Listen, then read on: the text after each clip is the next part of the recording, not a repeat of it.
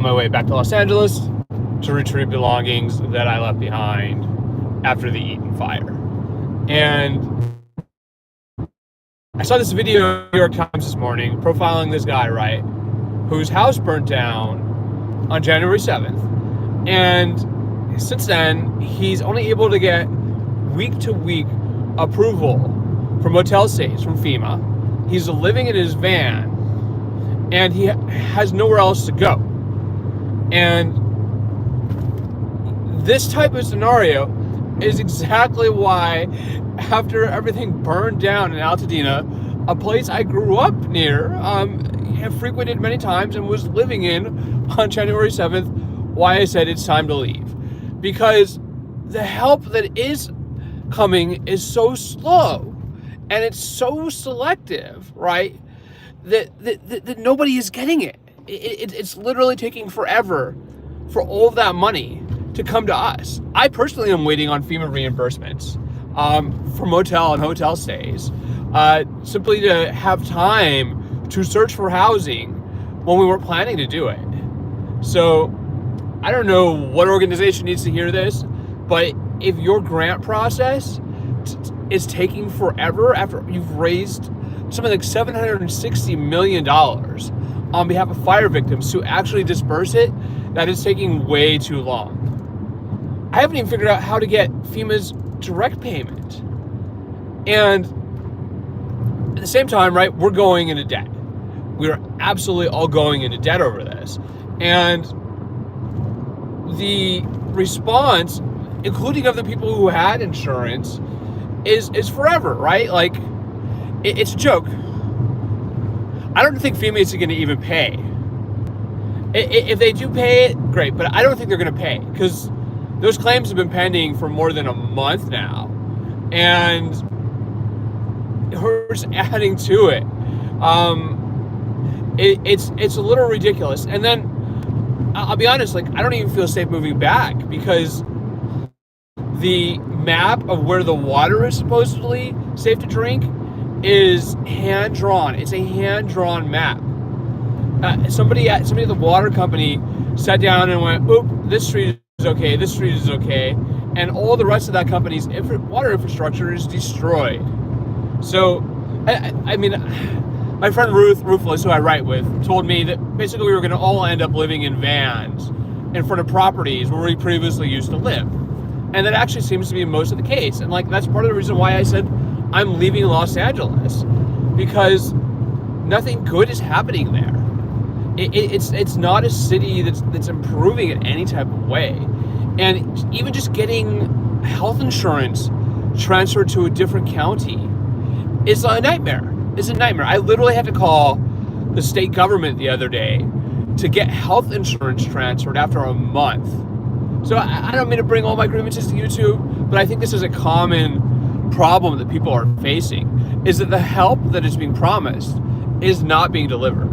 And it's going to take more than prefab homes and a couple quick checks to get people whole.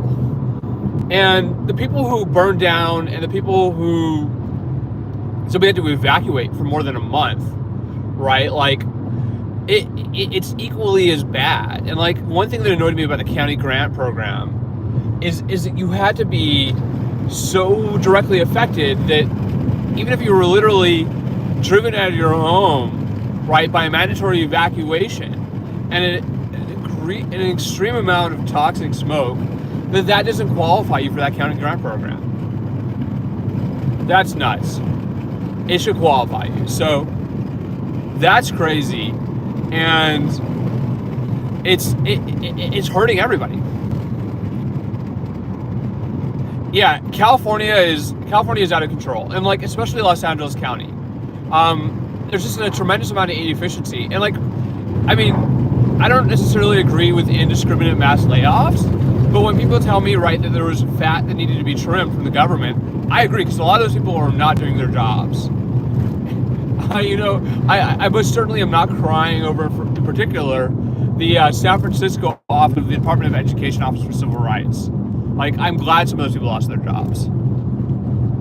If you claimed head of household, you get back to $235. Yeah, I mean, people weren't able to afford to live before. Like the rent was extreme there. Like the rent is like 40% more almost in like Los Angeles than it is in other parts of California. But the trade-off is, right, that the jobs aren't in the rest of the state. But the jobs that are in Los Angeles aren't good jobs half the time. A lot of times it's really, really, really kind of low-wage type of deal going on. Like, even before the fire, my salary was not enough to live, and I worked full-time for a powerful institution. It was not enough to cover the cost of housing, much less the cost of everything else. And people are wondering why millennials, right, are impoverished. This is why. They don't pay us enough. They treat us like crap. And then when we complain about it, they retaliate. And even when we're in dire need, right, like a raging fire comes and you have to evacuate, the help to get to you is so slow that it might not exist. But I'll be honest, I think it's extremely unlikely that I'll be able to get FEMA reimbursement. I had such difficulty even changing my address before the fire, without having all the receipts. To do a simple thing, a change of driver's license was ridiculous. So I don't know who needs to hear this in the federal government or in the nonprofit sector or otherwise. It's insane. Yeah. I've given up on Los Angeles. I mean, I will still write about Los Angeles. I'll still investigate things in Los Angeles. But personally, I don't wish to reside there anymore because of the incompetence. And two, because people are freaking corrupt there. They behave in corrupt ways. I'm sure somebody is stealing wildfire relief money. Or otherwise just not doing their job to get all this money that's been fundraised on our behalf given to us. And like, we repeatedly go to places and we see them fundraising for this, and we don't get anything out of it. They're not transparent about how much they've raised, where it's going, how fast it's being dispersed. And I mean, I'm very skeptical of the FEMA reimbursement process. I don't think we're going to see that money back. And like, we're just happy. I mean, on some level, we're happy we didn't burn down. We're subject to mandatory evacuation for a month. The house, they don't even want to do the assessment on smoke damage, right? Like, just even getting to where the professionals come and actually, remediate your home is so intimidating because people are worried they're going to get thrown off of their insurance for housing, right? It's kind of like, well, I could barely get housing insurance in the first place. And if I actually use it, is it just going to result in even more retaliation, right? And the answer is probably yes. Like the insurance companies, there's been a lot of evidence that the insurance companies are already planning not to insure people. So I got to go back and pick up some stuff that I left behind in Los Angeles. But it's just insane how difficult they're making it to get reimbursements, to get help. Like, we registered with FEMA and they almost immediately sent us this letter saying that our home was damaged or destroyed, therefore we weren't eligible for help. But when you call them and you go, yeah, I was subject to a mandatory evacuation order for a month, they go, oh yeah, you were eligible. So like, what are they doing there at FEMA? And like, at least the people on the call center have been mostly helpful, and you don't spend like an hour on the phone, like with some other agencies. But I've applied for grant relief from various organizations, nonprofits, press, the Red Cross. They just go, your home wasn't damaged or destroyed, therefore, even though you were subject to a mandatory evacuation order, right? And even though, just 2 blocks away, it's a total burn zone, you're not eligible. And it's just way too restrictive for what the impact was. So, a bunch of people, right, have total losses. They're going to recuperate a fraction of what they lost. And then other people who have, part of the loss, essentially, aren't going to get that back either. You can't even tell when you go into the FEMA portal what the status is. It just says pending review, and they'll tell you that a caseworker will eventually. But in the meantime, we're out thousands of dollars at this point that we would like to recover for costs related to the wildfire. And, the other thing I really wanted to say is, if your content, right, if your news content is only after the fact, you weren't there, stop exploiting it. Like, don't exploit it. It's really sad. Like people who live just a mile away from us lost their lives, and like the obscene rush to go sift through the rubble, to get lawsuits going that on some of already established are insane. Yeah, FEMA is really frustrating. I think that it's just not a very well designed process. You submit your receipts, but you can't see what the status is of the claim. You can't, with any accuracy, you can't see if a caseworker has been assigned. There's no way to verify, other than providing your address, right, that you were affected. And this is where we see the scammers really succeeding. The scammers who are succeeding are scamming usually the government. The insurance companies aren't paying, so they're scamming the government. And they're stealing people's identities because we can't figure out how to get the aid in the first place. So, I mean, some people were like, oh, well, you don't want to go live next to a burn zone, right? Where they're actively removing toxic rubble. Yeah, of course we wanted to leave. I was going and picking up the trash weekly almost in Eaton Canyon before the fire for many, many months. That was my community. I grew up there. I went to Pasadena High School. Friends of ours lost everything. And we're left going, thank God we didn't lose it, but what do we do now? CHP got somebody. It's a beautiful day, at least. It snowed more last night. And I feel pretty good about having moved out to the desert. It's hard to explain, why it's an easier calculus to relocate, than it is to want to live next to a burn zone. People go, well, don't you want to stay and live next to all that rubble? Donald Trump waved his hand and all that rubble just went away. And I don't think that's the case. I used to live really near Carson, and in Carson, they had to dig up all the lawns because of the refinery pollution. And in Altadena, they don't even want to test the soil. They removed the top layers of the sandboxes from the schools, and they said, oh, all clear. And I haven't even read it yet, but the LA Times has a story today about how Pasadena Unified School District is going bankrupt. And I attended Pasadena Unified School District from grades 3 to 12, and it was always going to bankrupt. It was always trouble because people who could afford to did not send their kids to their public schools. I was really grateful when I was growing up to get to go to fancier private schools in Pasadena on Johns Hopkins University money. And then we would have nice books, we'd have nice classrooms, and we'd have to go back to the public schools. So, of course, the school system there is distressed. The businesses are gone. I'm really worried that, just the tax base that was there to support services is going to evaporate. I had dropped off my dry cleaning before the fire at the cleaners, and the cleaners survived. But he was telling me how his customers were coming in, and people had lost everything. And they're going to pick up their dry cleaning, and telling them that they can't stay in the community anymore. And it's why would you want to stay?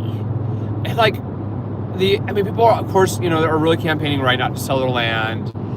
If you sell out your land, you're going to take a huge loss.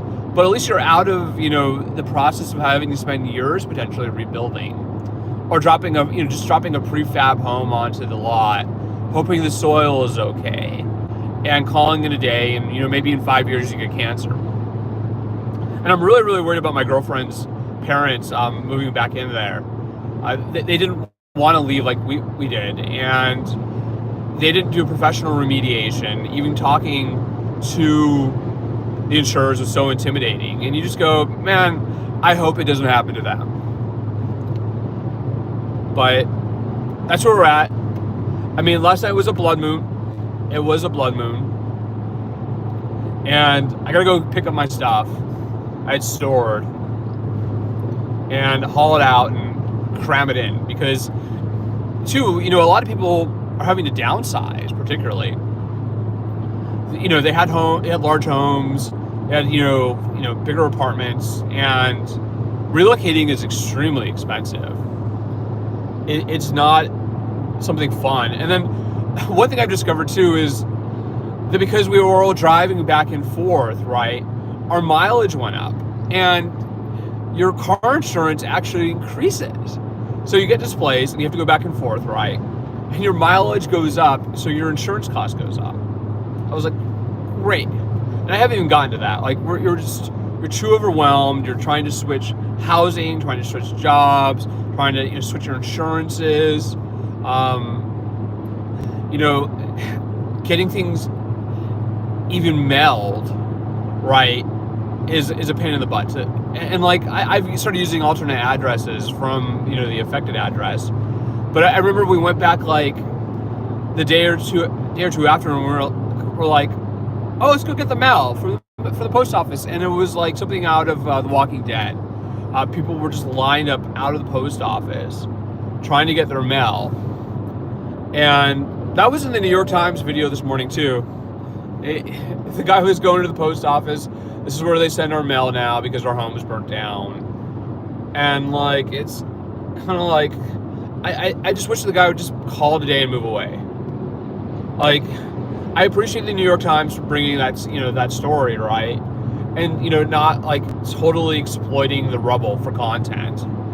But like, you have to be realistic. You can't just move people back into a burn zone immediately.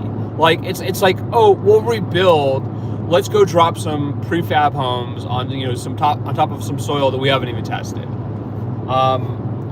Great, just great. Let's do that. I mean, really, it makes more sense to enable people to relocate quickly, have the time to let the market do its thing, to take time with cleanup instead of rushing it, and to do it right. And it's raining. And like, that's the other thing is, certainly one thing I know, right, is that when you have a bunch of toxic material above ground and it's getting diluted, right, by all this weather, it doesn't just disappear. It goes into the soil, it goes into the water, it gets absorbed into materials, right? Like, the entire area has been toxified. And it's in the ecosystem too. People are like, like, the small signs of life are coming back. Grass is growing. Some of the wildlife made it through, of course. And they go, oh, it's coming back. And it's like, yeah, but it's not like totally coming back. I mean, I used to go out to Malibu all the time, and even like 6 years after the Woolsey fire, you could still tell, right, that the area was totally affected by fire. People haven't rebuilt totally. I remember when the for sale signs went up in Malibu, and I think this whole thing of like, don't sell, it's just not realistic for a lot of people. Some people are going to sell because they don't have any choice. They want to get their, they want to get the little bit of recoverable money out of their investment and just go somewhere else. Because I don't think this is going to be a year. I don't think it's going to be 2 years. It's going to be many years. And I loved Altadena. I love the people there. It was a beautiful community. There were little shops. I was covering, the local environmental movement, kind of, the fights over development that were happening there, and, wildfire and invasive species and trash problems. And one thing that's kind of funny that I'm going through is I had adopted 5 miles of Angeles Crest Highway through Caltrans. I had formally adopted it, and I was picking up the trash on the Angeles Crest Highway. And since we were displaced, Caltrans wants me to have a plan for how I'm going to continue to clean this up. And they were paying me to do it, right? I was spending my own money, my own time, volunteering, going to pick up trash along the Angeles Crest Highway, in the San Gabriel Mountains above Los Angeles, above Altadena. And they were like, well, you don't have to surrender the permit, but you have to have a plan to pick the trash. And then thankfully the maintenance supervisor was like, well, if it rains, like it is now, you can't pick it for 5 days. So it's been raining. And I owe Caltrans an email to say it's been too much rain. I'm still gonna try to go back and keep my section of my permitted adopt a highway portion of Angeles Crest Highway, which was miles 41.4 to 46.4, were my miles of Angeles Crest Highway that I committed to picking the trash on. And like my section didn't burn. It's not even next to the enclosed area of the forest. There's been a lot of rain lately. It's good, but it's most certainly diluting the pollutants. And then the last time it rained really hard, it sent like boulders coming down out of Altadena into the neighborhood. And it completely rearranged Eaton Canyon Wash. And I think the projection I saw from Edgar McGregor, who's quite famous now, was that he was expecting another really major flooding episode in Eaton Canyon today. And I can see why. So it's actually quite a serious storm today. Not exactly my preferred optimal like moving day, but it is moving day. Gotta fill up the car as much as I can. Take it out. Maybe I'll get a storage unit. Trucks are like squeaking. The last time I went in to get the oil change, they were like, you need to replace your windshield wipers, but I didn't do it.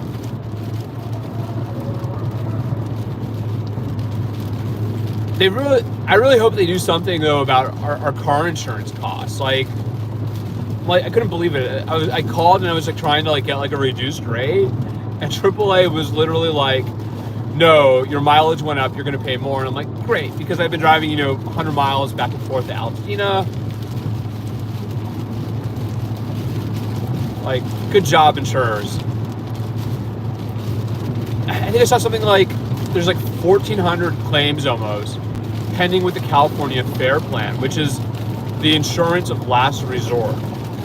And the insurance commissioner had ordered them to start paying out maximum payments, even without an inventory of all the things that people lost. And like, we didn't have a total loss. Like, we're having to dispose of like furnishings, and everything has to get washed, the walls. I'm really worried about the insulation in the house. It's kind of like, well, how can smoke get into the walls? And the answer is it's very absorbent. Smoke perforates into things. And, we went back the day after the fire to try to protect the home, because it burned within 2 blocks. And so we were there the following day, and I was trying to clear away all the brush buildup from around the home in case it came, in the hopes that maybe the firefighters would want to protect it. And hopefully the winch dropped off. But just getting rid of everything is really a huge task. Cleaning out, trying to decontaminate an entire home when it's not like we're talking about like wilderness, like wilderness fire smoke. No, it's people's homes that burned down, their businesses. There were explosions.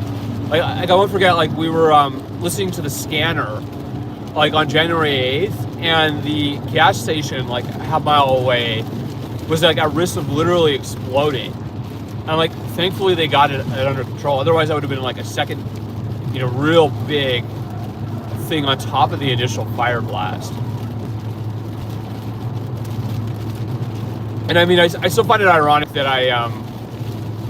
on January 7th, I was at the federal homeless hearing with Judge David Carter, and we like heard while the court hearing was going on, Palisades were burning, and that it was a nightmare. And then I had to get back to Altadena, and the fire started at about 6:13 on my way back. And I had to like argue with somebody literally to get off the phone with them. And then you could just see it going up in the mountainside, and I knew right away that it was going to be an extremely destructive fire. A lot of people, they didn't think it was going to burn down into the neighborhood like that, but it did. It totally burned down into the neighborhood. They thought that, oh, this is going to be another like little fire, the firefighters are going to control it. But the winds that night were so erratic that even the best firefighters would not have been able to stop that. And then once one structure catches, all the structures start to go. So we left about 4 hours after the fire started, and I was just like, there's no way we're going to fight this with garden hoses like that. It was a firestorm. Like, it's hard to describe. You could feel, we were like a mile away from Eaton Canyon, and you could actually kind of like feel the heat intensity of it burning.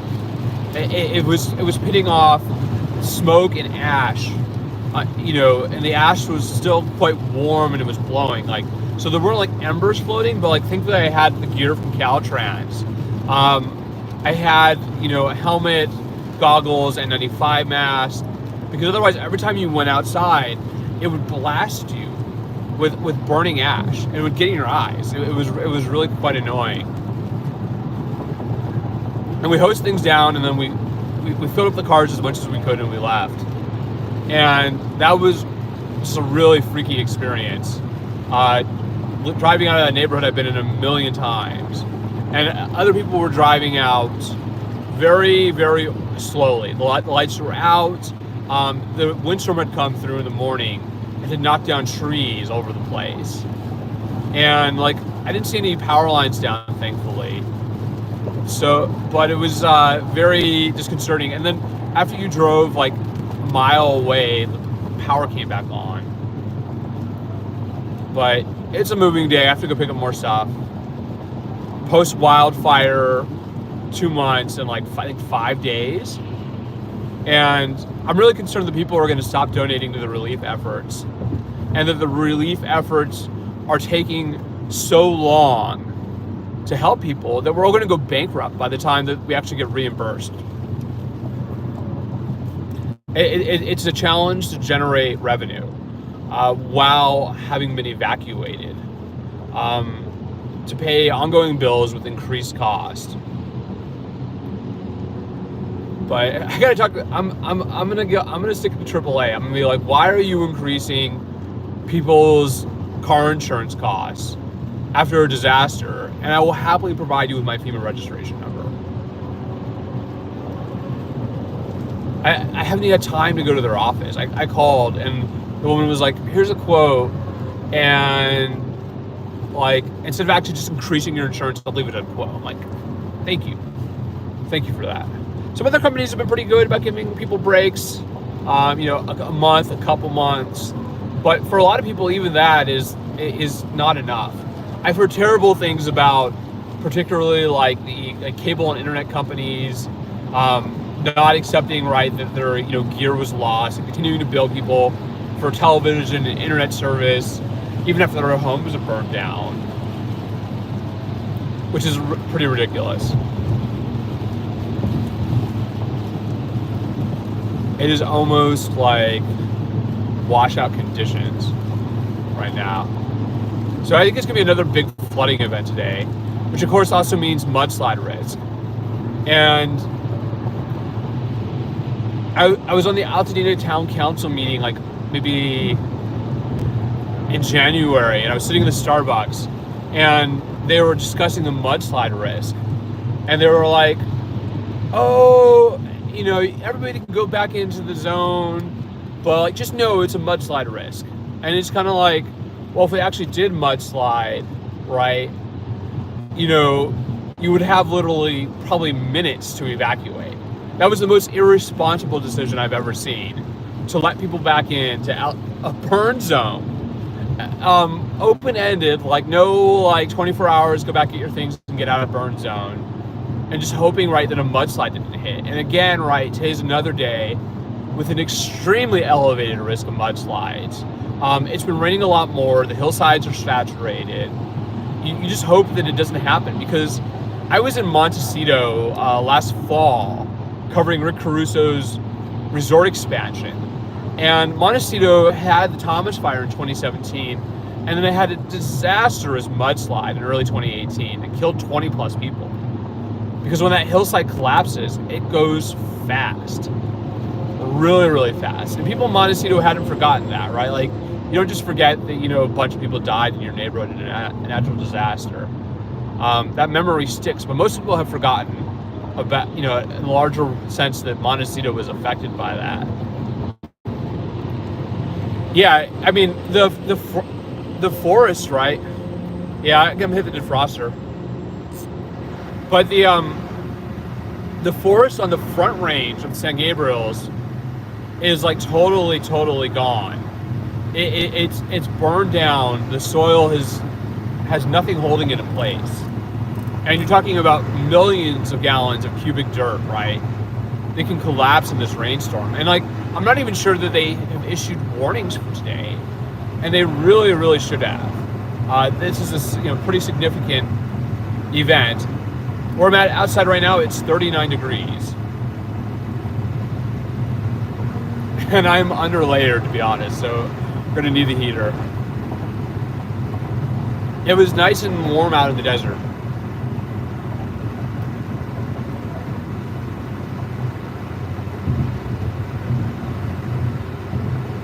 I think things are gonna flood pretty bad today.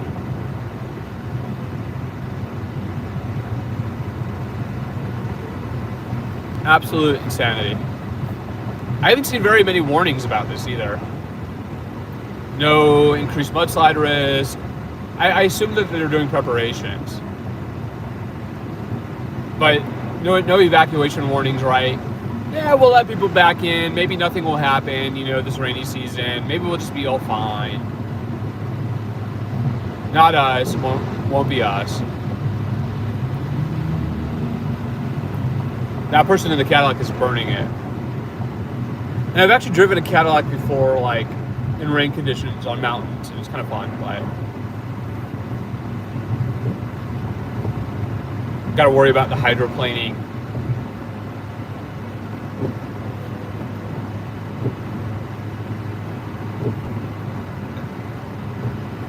All this late rain is not good. It would have been better off if we'd gotten more rain earlier in the season. The forest would have been wetter, the chopper would have been less flammable. We would have, the super bloom coming. Instead, this is we now.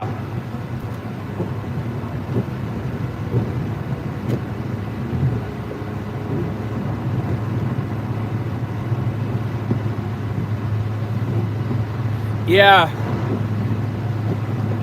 Self-aggrandizing monologues? No. I mean, I'm not self-aggrandizing. I'm just being honest about what is going on.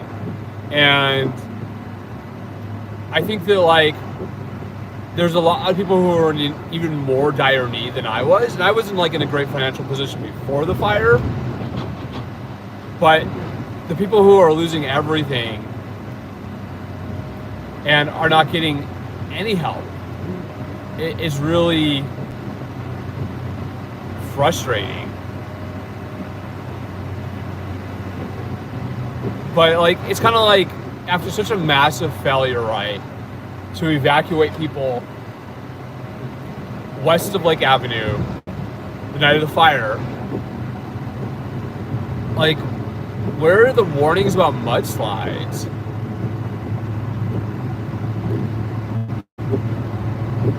I'm actually the least self-aggrandizing person I think around. And I get accused of that constantly. I think that people don't like my intelligence. That's what I think. I think they're afraid of my intelligence. They're afraid of my education. And nobody likes to be told the truth.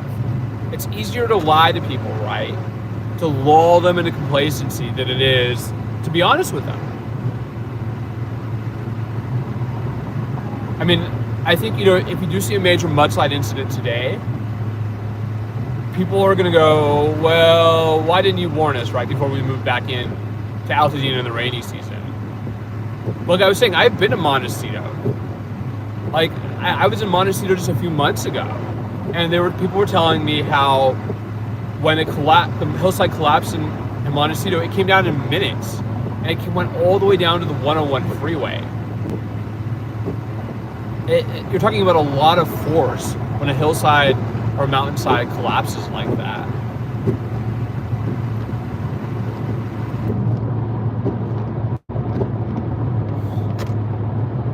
I mean,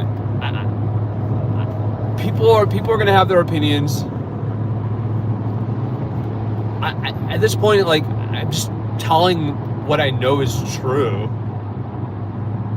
And I mean, certainly, like, say, like, the, like, Altadena, like, Reddit, and I was on Reddit, like, I was Altadena before the fire, you know, has so many more people on it.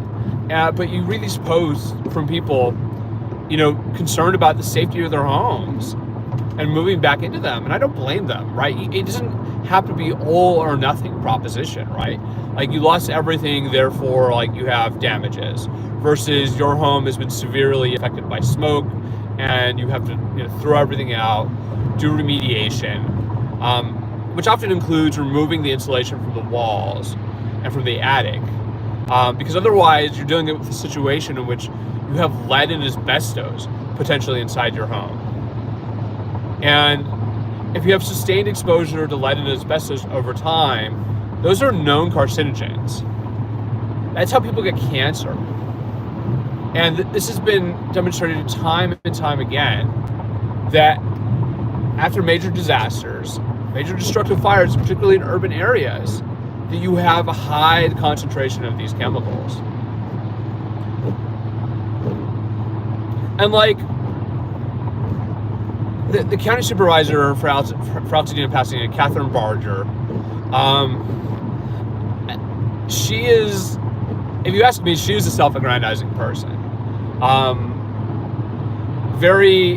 I get the determination, but the refusal to plan for Plan B, right? What if we need to actually keep people out of these areas for a while for their own safety? Like, you know, it's like we don't have enough hotel rooms in America. Like, the only hotel chain to donate, to straight out donate rooms is Hilton. None of the other chains have donated rooms. They've all just done, you know, discounts.